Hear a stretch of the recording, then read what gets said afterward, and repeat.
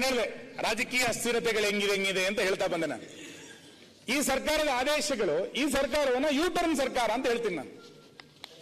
ಯಾಕೆ ಅಂತ ಕೇಳಿದ್ರೆ, ಒಂದು ಆದೇಶ ಮಾಡ್ತೀರಿ, ಆಮೇಲೆ ವಾಪಸ್ ತಗೊಳ್ತೀರಿ. ಇನ್ನೊಂದೇನೋ ಒಂದು ಹೇಳಿಕೆ ಕೊಡ್ತೀರಿ, ಆಮೇಲೆ ನಮ್ದಲ್ಲ ಅಂತ ಹೇಳ್ತೀರಿ. ನೀವು ಯೋಜನೆಗಳನ್ನ ಕೊಡಬೇಕಾದ್ರೆ ಎಲ್ಲರಿಗೂ ಯೋಜನೆ ಅಂತ ಅನೌನ್ಸ್ ಮಾಡಿದ್ರಿ, ನಂತರ ಕಂಡೀಷನ್ಗಳನ್ನ ಹಾಕಿದ್ರಿ. ಮೊದಲು ಎಲ್ಲರಿಗೂ, ನಂತರ ಕಂಡೀಷನ್ಗಳು ಗೊತ್ತಿದೆ. ಕಾಕಾ ಪಾಟೀಲ್ಗೂ ಇಲ್ಲ, ಮಾದೇವಪ್ಪಂಗೂ ಇಲ್ಲ. ಆಯ್ತಾ? 6/8/2024 BPL ಕಾರ್ಡ್ಗೆ ಸಂಬಂಧಪಟ್ಟಂತೆ ಒಂದು ಆದೇಶ ನಾವು ಹೊರಡಿಸಿದ್ರಿ. ನೀವು ಎಲ್ಲ BPL ಕಾರ್ಡ್ಗಳನ್ನು ರದ್ದು ಮಾಡಿಬಿಡ್ತೀವಿ ಅಂತ ಆದೇಶ.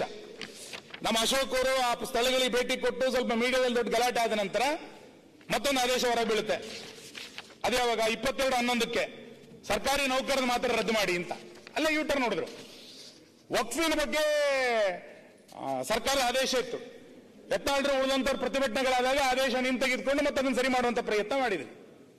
ನಾನು ಅಲ್ಲಿ ಕೂತಿದ್ದೆ 2013-15-16 ಮುಖ್ಯಮಂತ್ರಿಗಳು ಕೂತಿದ್ರು.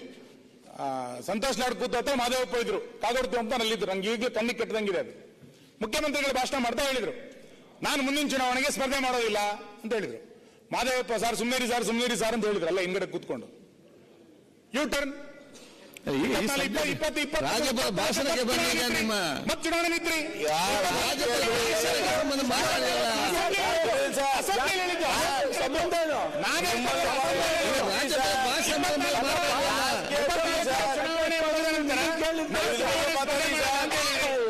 ಈಗ ಮತ್ತೆ ಚುನಾವಣೆ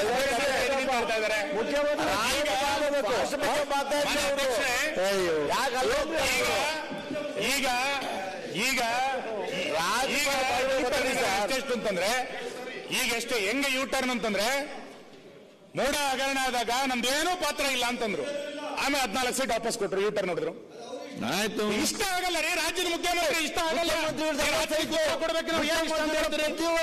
ರಾಜ್ಯಪಾಲ ಭಾಷಣ ಸೀಮಿತ ಮಾತಾಡಿ ಅಧ್ಯಕ್ಷ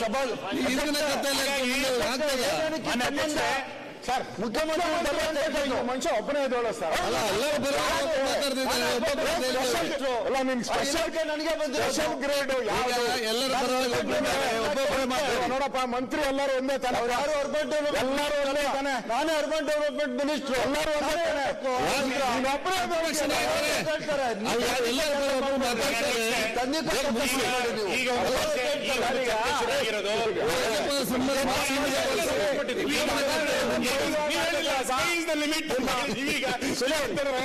ಸುನಿಲ್ ಅಲ್ಲಲ್ಲ, ಈ ಮುಂಚೆ ವ್ಯಾಪ್ತಿ